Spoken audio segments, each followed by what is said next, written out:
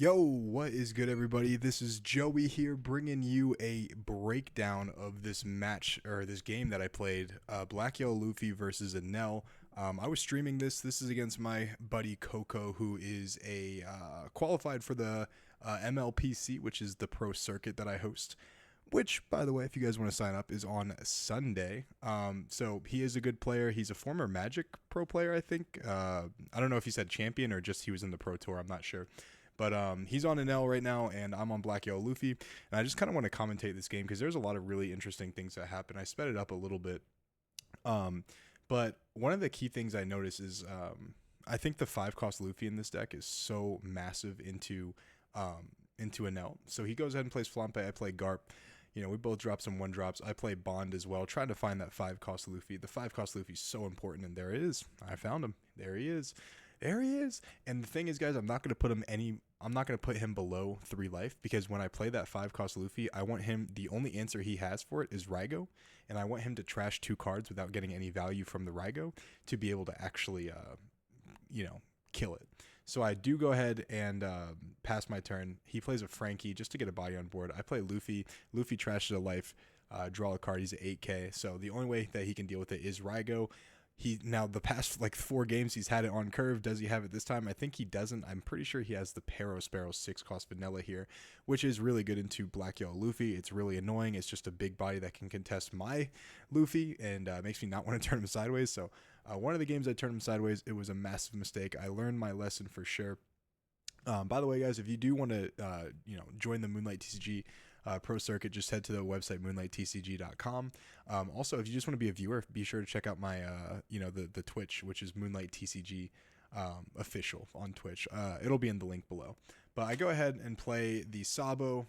Sabo would trash a finger pistol. I don't necessarily need it in this matchup. Specifically, I actually did end up cutting it recently. I put back in the Rush Ace. I still have the Laboon in there. I put in Ice Age recently as well. I go ahead and swing 7 into life. I swing 7 after the Sabo, of course, to play around, anything like an Onami or a Raigo or something like that, something to KO, one of my characters. So I debated putting the Luffy sideways, and then I was like, nah, I learned my lesson, bro. I was like, nah, this is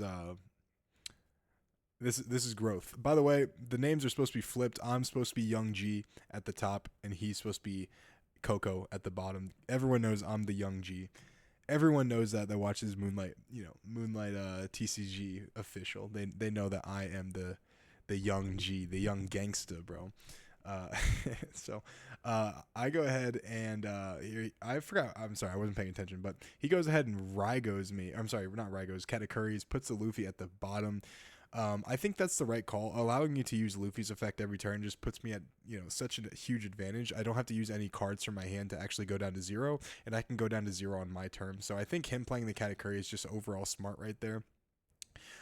Even if he's not healing, which I do think is a good in that deck as well, but like him putting in the Luffy just like is just really fucking annoying for me. Oh my god.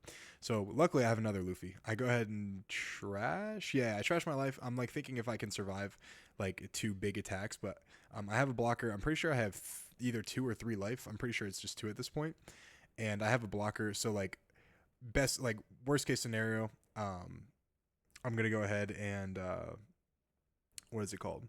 Worst case scenario, I'm gonna just like discard maybe like 1 or 2 cards and go down to 0 pretty safely. I play the Luffy as well because like I want to go into a Laboon turn. I'm pretty sure, or like some type of like I forget exactly why I played the Luffy right there, but I'm pretty sure I played the Luffy because I had to. Oh yeah, that's exactly it. I was going to do basically like a Gecko and get like Hiyori and Flampe or something like that, or like something to like take the last 2 of my life or the last card of my life. And the reason I play the Luffy is because if I go Gecko and play like a Flampe from the trash, and then like let's say like a Sabo or like another Luffy, then I can still be a 9k leader even if I am at 1 life whenever I start the combo. That's why I did it right there. My brain is like not working, bro. Like I did like 7 coaching sessions today, so like I'm like trying to remember this game in particular when I'm like thinking about 50 other games that I kind of went over with people today and like some like fundamentals I kind of went through. But he's just thinking this game through. This game, like we were both like it was like really late at night when we were playing this. It was like like 2 or 3 in the morning. I think for like 3 in the morning for him, and it was like 1 in the morning for me. So it was pretty late. But yeah, I'm really liking this deck, guys. Like I think this deck is a lot of fun, offers a lot of flexibility. Um, and also like if you are good with like recognizing board state, I feel like this deck can actually be realistically pretty good for you, and it just has a lot of options. It just reminds me of Sakazuki, where it's like has a really high skill ceiling, um and like one mistake could like completely fuck you, but because you're playing every game and you're thinking so hard about your plays, it makes you less likely to autopilot. And if you autopilot, um if you're not autopiloting, you actually have a lot better of a route to God, I can't even talk. You have a lot better of a route to just playing better. So I asked him what the card in the middle was because I forgot, but that's a Flampe. There's a glare right there. So I discarded the Flampe from my hand because I want to use it off Gecko next turn. And then he attacks 5 into my life.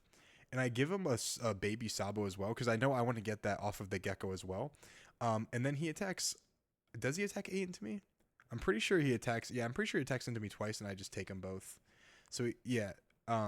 And this is in 1.5 speed, by the way. But the reason he attacks 8 into me, guys, is because if he doesn't do anything, if I go into Gecko and get like the Flampe, I think that's what he read. If I go Gecko and do the whole combo I was telling you guys about earlier, I go down to 0 life and a 9k leader either way. But if he attacks 8 into me, I still get the card. But I don't get the card in my trap from the top of my life, the one that he put. I play Egghead. Egghead pops the Frankie. Now I did draw a card here, guys, but like someone told me that the Luffy draws a card if it gets off trigger. I don't know if that's actually accurate. So like, let me know if that's the case, guys. But he attacks 9 into me, pops the Luffy, and then attacks 9, and then I just get rid of the Luffy. I debate not getting rid of the Luffy. I debate like blocking, but I was like, I feel like that's just kind of stupid either way, because like I don't know. I don't really think it matters too much. If you guys can let me know in the comments if you guys are a judge or if you guys know the ruling about that Luffy. I'm pretty sure you don't get the draw, but someone told me that you did, and like I trusted them because like they played the deck a lot. So if I'm wrong on that, like disregard that, guys. So sorry, in advance. But I use my leader effect. I discard a Sabo, a big Sabo right here, and I think right here in this position right here, if we're reading the board state, I don't think I can realistically contest his board. I do get the Egghead Luffy because I realize I don't have the big Luffy, the one that trashes life. Realistically, if I had the big Luffy, it would be the one that can become an 8K. But yeah, maybe I should have blocked with the Sabo right there, but I did want the extra protection from the Sabo, so like I figured having 2 blockers would just be better right here. So this is an interesting board state right here. Whereas like I swing 11 into the Katakuri. I just want to pause it real quick for you guys. I swing 11 into the Katakuri right there because if I just attack into his life, I'm not actually putting him at 0 regardless. So I want to get as many cards out of his hand as humanly possible. So I swing 11 into the Katakuri or the Parasphere. I'm pretty sure it's just the Katakuri though. And then I swing 8 into the Katakuri, I want to say, and I'm just getting cards out of his hand as much as humanly possible. I just got 4 cards out of his hand. I got a Disappear, I got a Disappear, and then like a 1k actually. A Disappear, a 1k, and then another 1k. So I think I'm okay with that. Like draining Anel's hand is pivotal going for game. But there are some situations where you don't care about hand and you just have to go like gorilla into their life, and that actually comes up later on, and I'll tell you exactly like why I did that in that position right there rather than me doing what I just did right there and try to contest and like fight for board. It's a really interesting scenario that I'm actually really happy to break down for you guys. So this is in 1.5 speed. This game was like 27 minutes long, so this is probably gonna be like a 20-minute video. I don't know. I'm not good at math, so like whatever that is. Dude, I don't know. Dude, I skipped like every math class I ever went to, and the only reason I ever like graduated like high school was because my teachers liked me, and they knew I was like a smart kid. I just like didn't give a fuck, and I was also just bad at math. I was smart except for like math. Funny enough, in this game, like I feel like I do math really well, and I don't think it has anything to do with the alphabets, the algebra. Once the alphabet started getting kind of involved in math, I was like, yeah, this shit's a wrap, bro. I can't do this. So he goes 11 into, I believe it's probably, I gave him a 2k and a 1k, so he goes 11 into life here. I don't want to give him this blocker because like if I give him this blocker, he can go really tall with Katakuri and the Paris Barrel. And if that's the case, then like he's gonna go because he has 8 Dawn left over, so he can go 12-12 instead of 11. So it's better to counter out of the 11 essentially than the 12 is what I mean by that. However, I'm reading this right here where because he has committed this one extra Dawn, I'm pretty sure with the Paris Barrel. I'm pretty sure that's what he does right here. Because he commits this extra Dawn with the Paris Barrel, now I know for a fact he's not playing a big guy. He's not, he's not healing. He's not playing like a Katakuri. He's not playing Yamato, anything like that. So I think I just let the Luffy die because I'm like, I can just bring it back anyway. So like, I don't need to waste a card to keep protecting it because if I waste a card to protect it there, I have to waste another card to protect it against the Katakuri, and that's obviously just not like what I want to do at all. So funny enough, I do think I made a little bit of a mistake there because I don't think I had a Sabo in the trash. So I should have just blocked with Sabo to get a guaranteed one in the trash. Because if he didn't attack with the Katakuri right here, then maybe I do have one in the trash. Maybe I think it's coming up where I didn't. Because if he didn't attack with the Katakuri and I didn't block with Sabo, then I couldn't loop the Sabo, which would have been really weird. Really, really, really weird. So now I'm at 10 Dawn. I think I'm at like 4 cards in hand. One, two, three, four. Yeah, I think I'm at 4 cards in hand here. And this is a really awkward board state. So let's break it down real quick. I have 4 cards in hand. Like I said, I have 4 or 5 pretty big attacks. You know, I can attack with Sabo. I can attack with Gecko. Leader Luffy can possibly be an 11k. But realistically, I can't exactly like I can't crack his board here because he has like 5 cards in hand. Maybe 4 cards. He either has 4 or 5 cards in hand, and I can't like if I go for a board and then he just counters out, then I have no way to actually lethal him next turn. But if I go completely for life, and then he like basically takes it, then I can lethal him next turn.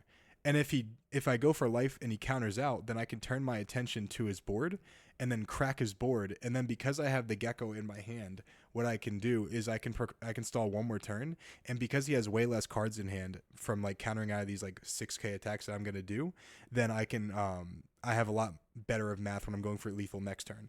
However, if he does take all of this life and then trying to protect his board and then he plays the rush ace next turn, all he can do is attack into me for 10k, which is an easy 2k counter, which I have 2 of them in my hand, I'm pretty sure.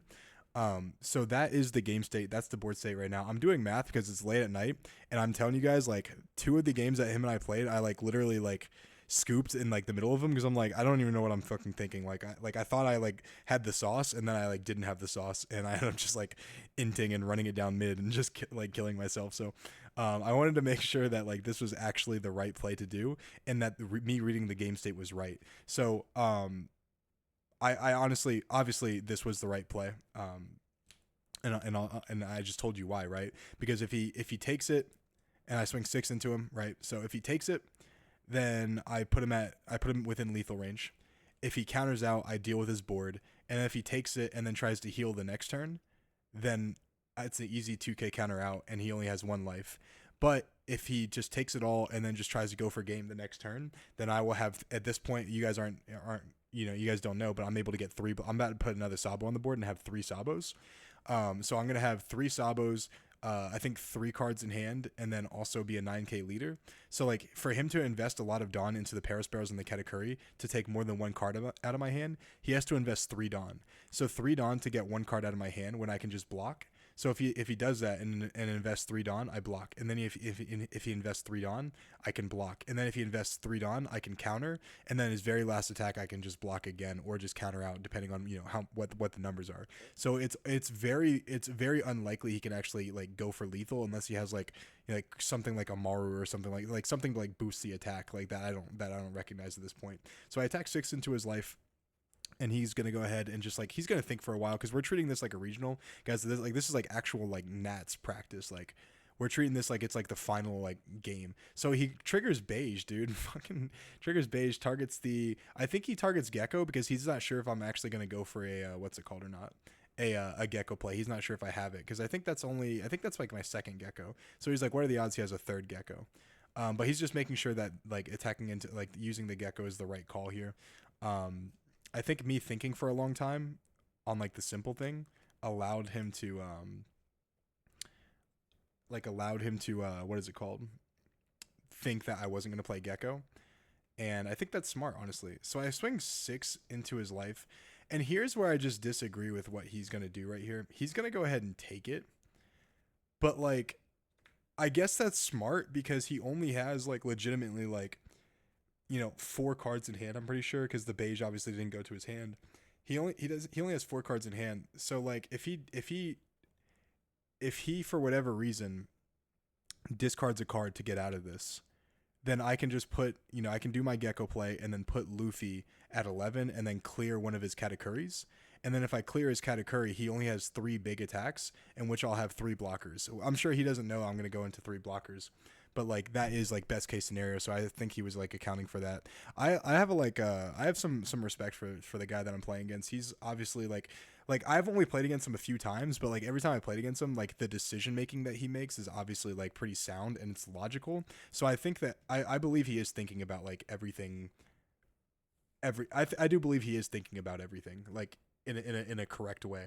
So I think that is why he's making the decisions he's making. Now, like I think after the beige, I do think you should probably counter out. But like there is like if you counter out, maybe depending on the cards he had in his hand, he didn't have enough to get out of like an 11 that would kill the I could kill the Katakuri, like I said, and lead to that board state right there. So I trash a 2K and a 1K, which gives him some knowledge. I have 3 2Ks in hand, or at least no, I'm sorry, I trashed 2 1Ks because I trashed one. I think like a Luffy. And I swing 11 into his life, and I put him in that exact same situation I told you guys about, where it's like if I attack into him and put him at 0, then he either has to kill me this turn or he loses. Or if he heals, he probably loses either way, and it just attacks for 10. Or if he goes for game, I'm pretty sure I have the math to actually kill him here. So right now he's just doing some math. He's like figuring out what the right number is. And funny enough, like I think like the first game we played, I had game, and I had 1 card in hand, and I trashed a 2K because I kept a Gecko, but like I don't know why I even did that, bro. Like if I kept the 2K, then I automatically win because like I had the math win because I think I had 2 blockers and I would have had a 2K with a 9K leader, and he would like one. I only needed to counter out of 1 attack, but like I said, I wasn't thinking, and I gave him the game. So I wanted to treat this one like a little bit more seriously, so I can actually like practice for nationals and be in these like weird situations. Funny enough, this game right here really helped me kind of figure out how to beat Enel, and not only Enel, but like a good player playing Enel. So I do think it's not favored for Black Yellow Luffy, but I do believe that it is winnable, especially if you get the cards you need to see. So he swings 9 here. I give him a 1K counter. And then he's like, we're just kind of going over. He's like, yeah, I don't think there's any math because if I go too high, then you just counter. If I go too low, then I'm sorry. If I go too high, you block. If I go too low, you counter. And then obviously I just die on the crackback. So that's the end of this video, guys. Thank you so much for watching. I really appreciate you guys. And be sure to check out moonlighttcg.com for all things One Piece.